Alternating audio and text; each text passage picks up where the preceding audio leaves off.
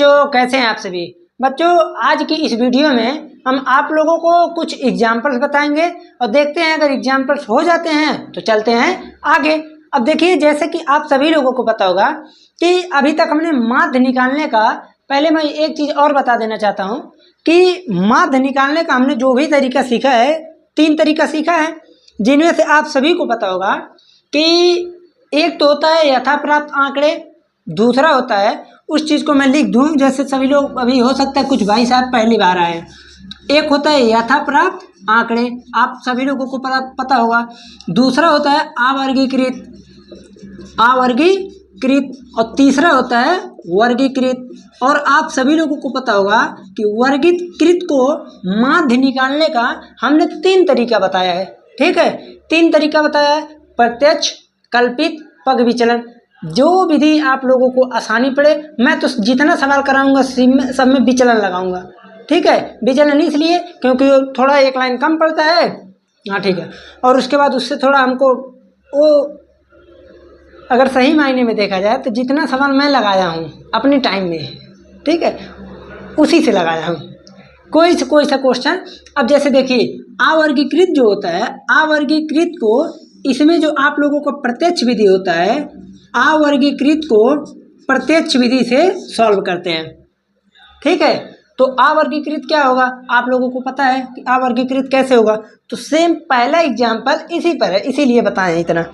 देखिए, पहला एग्जाम्पल कह रहा है कि किसी स्कूल की कक्षा 10 के 30 विद्यार्थियों द्वारा गणित के एक पेपर में 100 में से प्राप्त किए गए अंक नीचे एक सारणी में दिए गए हैं। तो देखिए भाई, अब अगर हम सारणी एक बार ऐसे बनाएं फिर एक बार सॉल्व करने के लिए बनाए तो ज़्यादा टाइम लगेगा।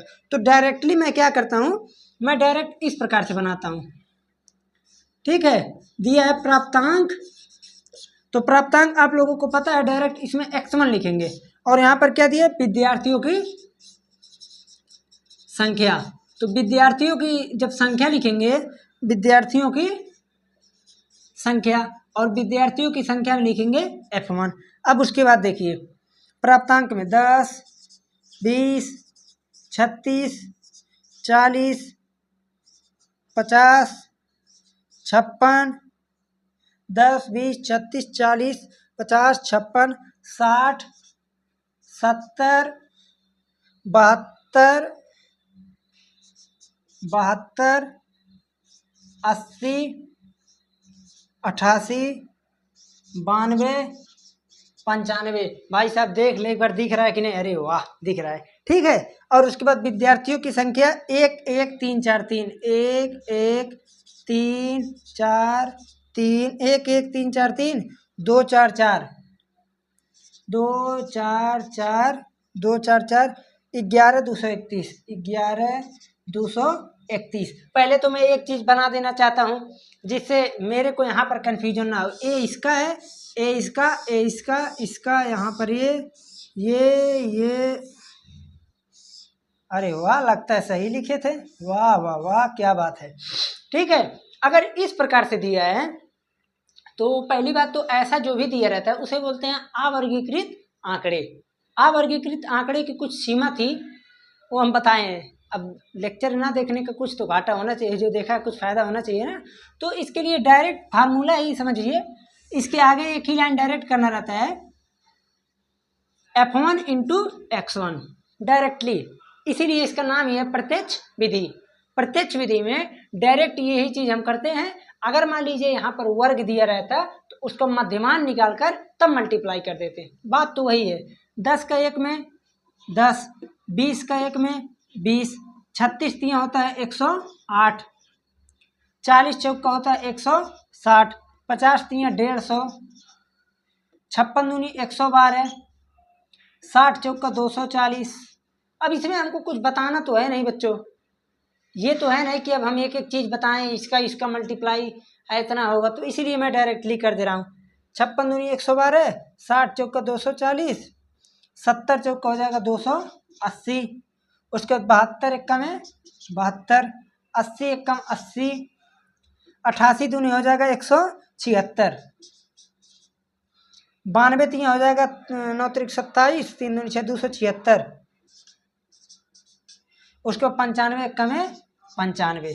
ठीक, यहाँ तक तो आप लोगों को दिख ही रहा होगा। अब देखिए जोड़ने का तरीका बच्चों, यहाँ पर कुछ बच्चे ऐसे होंगे जिनको जोड़ने अभी इसी को जोड़ने को कहते तो कापी एकदम उठा ही लेंगे, रब खोल लेंगे पीछे का। ऐसा नहीं करना है। जैसे कुछ चीज़ों को थोड़ा नया चीज़ अडॉप्ट करना, कैसे करना देखिए, सबको आप किसी भी प्रकार से लिखिए, ये नहीं कि मैं ऐसा लिखा हूँ, ऐसा कुछ नहीं, ऐसे लिखे ठीक है। पहले आप इकाई के अंकों को जोड़ते जाइए, इकाई के अंकों को ध्यान दीजिएगा, उल्टा ना होने पाए। इकाई के अंकों को जोड़ते चलेंगे तो देखिए यहाँ पर हो जाएगा 8, 2 10, 2 12, 6 18, 6 24, 5 29, 29 को 9, कैरी बच गया 2। ठीक है, लिख लीजिए कहीं। उसके बाद ऊपर से जाइए 1 2 1 3 3 6 9, उसके बाद 9 5 14, 14 1 15, 15 4 19, 19 8 कितना होता है, 19 8 हो जाएगा 28, 28 7 35, 35 8 43, 43 7 50, 50 7 57, 57 9 67, 57 और 9, 57 9 हो जाएगा 66 होगा। ठीक है, 66। उसके बाद 2 अभी कैरी है, 66 2 68 को 8, कैरी बचेगा 6।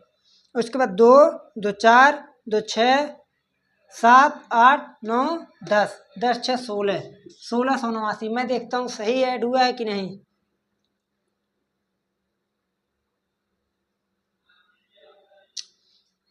1779 आएगा,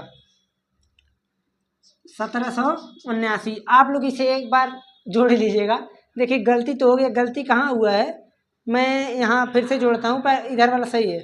9 7 हो जाएगा 16, 16 7 23, 23 8 31, 31 7 38, 38 8 यहीं पर लगता है गड़बड़। 46, 46 4 50, 50 1 51, 51 5 हो जाएगा 56, 56 6 62, 62 64, 65 2 67 को 7, यहाँ पर 7 आ गया। उसके बाद कैरी बचा 6, उसके बाद जब जोड़ेंगे तो यहाँ पर 7। ठीक है, तो 1779। अभी मैं एक शॉर्ट वीडियो अपलोड कर दे रहा हूँ, उसमें ये बताया हूँ कि तीनों का फार्मूला क्या होता है। एक ही जगह शॉर्ट वीडियो बनाए, आप लोग शॉर्ट वीडियो को जरूर देखिएगा। तो यहाँ से इसका फार्मूला होता है summation of F X upon N. Summation F X है 1779 और अपान में जाएगा कितना, अब इसको जोड़िए 1 1 2 2 3 5 5 4 9 3 12 2 14 4 18 4 22 23 24 24 3 2 5 1 6 24 6 30। तो यहाँ पर आ जाएगा एन बराबर 30, यहाँ पर आ गया 30। देखिए ये चैप्टर में जो हमको कैलकुलेशन करने में बहुत टाइम लगेगा, इसीलिए जितना से ज़्यादा हो सके आप लोग खुद कीजिए। अब 0 देखिए हटेगा तो यहाँ पर पॉइंट आ जाएगा, और 3 5 15 27, 3 9 27 पॉइंट लग गया, और 3 3 9 59.3 इसका आ गया माध्य।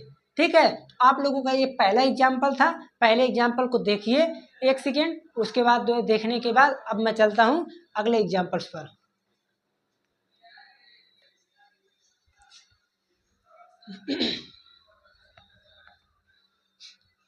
देखिए बच्चों, जो दूसरा प्रश्न दिया है, दूसरा एग्जाम्पल है, जो दूसरा एग्जाम्पल है देखने में तो बहुत बड़ा है, अब बड़ा के साथ साथ बड़ा है भी, क्योंकि बोल दिया कि तीनों विधियों से निकालिए। तो मैं चूंकि तीनों विधियों से, आप लोग भी ऐसा कर सकते हैं, तीनों को एक ही में निकाल सकते हैं। एक ही में कैसे निकलेगा मैं बता रहा हूँ। जैसे पहले प्रश्न सुन लीजिए, नहीं तो प्रश्न गड़बड़ हो जाएगा। कह रहा कि नीचे दी हुई सारणी भारत के विभिन्न राज्यों एवं संघीय क्षेत्रों के ग्रामीण क्षेत्रों के प्राथमिक विद्यालयों में महिला शिक्षकों के प्रति शत बंटन को दर्शाती है। इस अनुच्छेद में चर्चित तीनों विधियों से महिला शिक्षकों का माध्य प्रतिशत ज्ञात कीजिए। तो आप लोग ऐसा कीजिएगा। अब देखिए एक चीज और, अब जैसे यहाँ पर दिया कॉलम में महिला शिक्षकों का प्रतिशत, महिला शिक्षकों का प्रतिशत, तो यही चीज वर्ग अंतराल है। यही चीज क्या है, वर्ग अंतराल है। तो आप लोग इसको भी लिख सकते हैं। और यहाँ पर लिखा है राज्यों या प्रांतों की संख्या, संघीय क्षेत्रों की संख्या, क्षेत्रों की संख्या। ठीक, इतना हो गया। अब यहाँ पर दिया क्या है, 15 से 25। अब 5 लाइन बना जाइए 10-10 के अंतर पर। 25 से 35, 35 से 45, 45 से 55, 55 से 65, 65 से 75, 75 से दिया है 85। अब बारंबारता यानी यहाँ पर दिया है राज्यों क्षेत्रों जो भी दिया संख्या 6, 11, 7, 4, 4, 2, 1। अब तो इसकी आवश्यकता खत्म। ठीक है, बस यही हमको देखना था। अब उसके बाद आप कहेंगे ऐसा है, अब हम डायरेक्ट निकालेंगे मध्यमान यानी x। क्या निकालेंगे, x।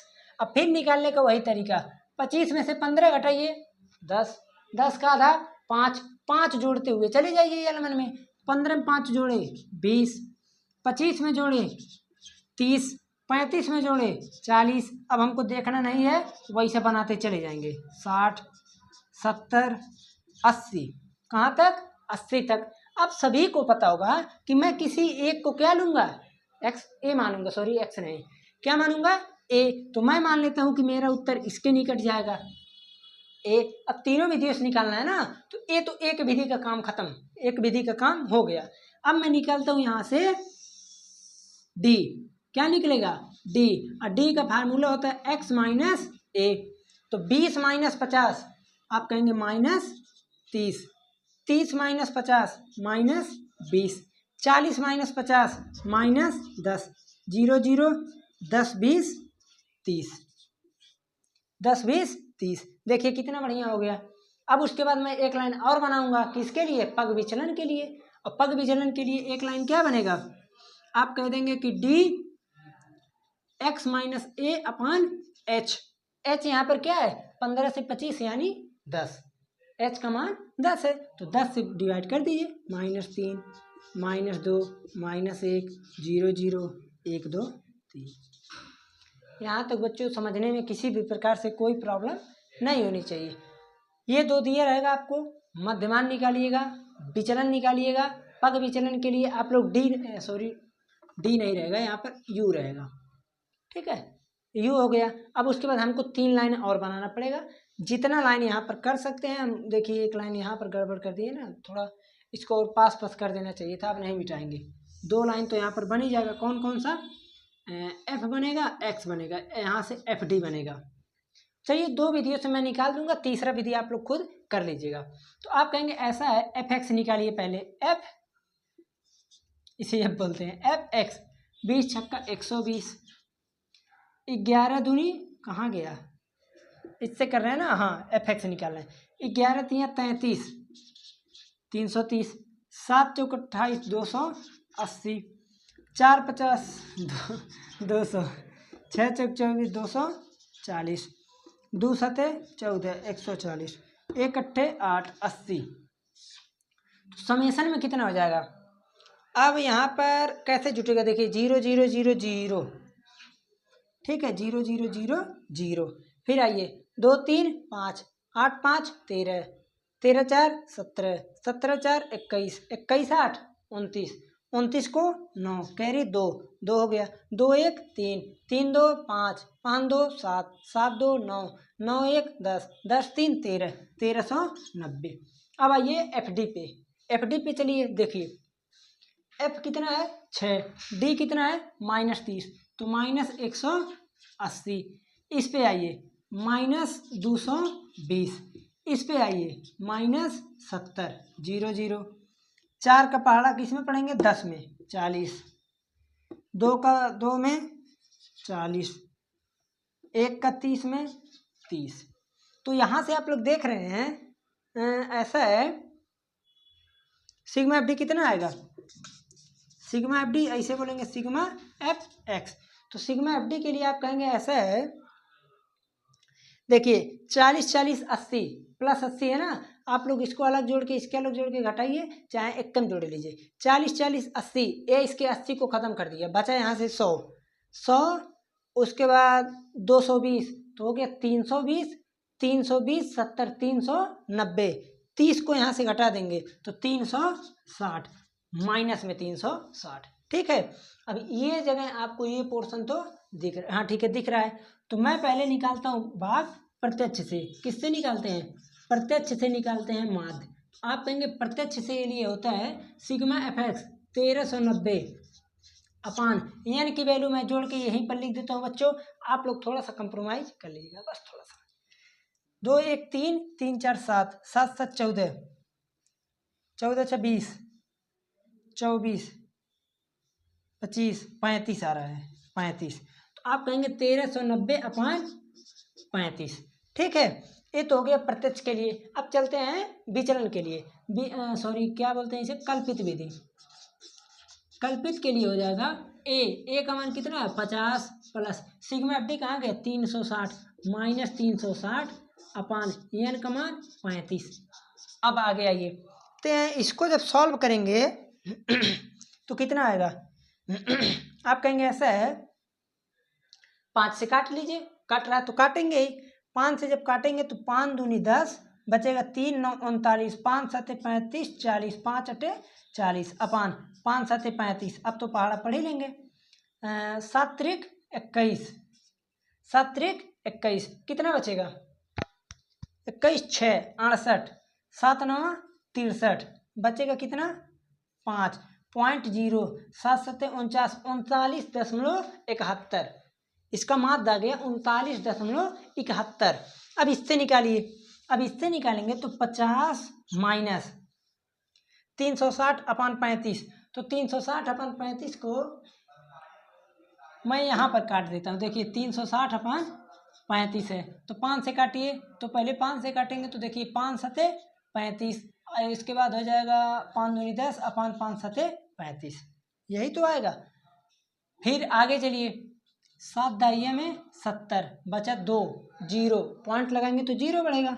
उसके बाद बचा 20 तो 7 दूनी 14, उसके बाद 6 0 60 बचा 7 7 7 8 56 10.28 और आगे तक जा सकते हैं बट 2 ही अंक तक लेंगे तो 10.28 ये आ गया। अब 50 में से 10 घटाएंगे तो 40 और 40 में से 1 पॉइंट घटाएंगे तो 39 आएगा, आएगा ना 39 कुछ करके। यहाँ तो 28 पॉइंट घटा रहे हैं तो यही आएगा, कहाँ गया यही आंसर आएगा। ठीक है, तो यहाँ पर आ रहा है 39.72 क्योंकि 8 है। ठीक है, तो ये आंसर देखिए सेम आया ना। आप लोग कैलकुलेशन से अगर कैलकुलेटर से अगर करेंगे तो आंसर सेम आएगा। हाथ से कर रहे हैं ना हम लोग 2 ही अंक तक ले जा रहे हैं तो इसलिए नेगलेक्ट कर करके थोड़ा यहाँ तक आंसर पहुँचा देता है। देख लें दिख रहा है कि नहीं दिख रहा है।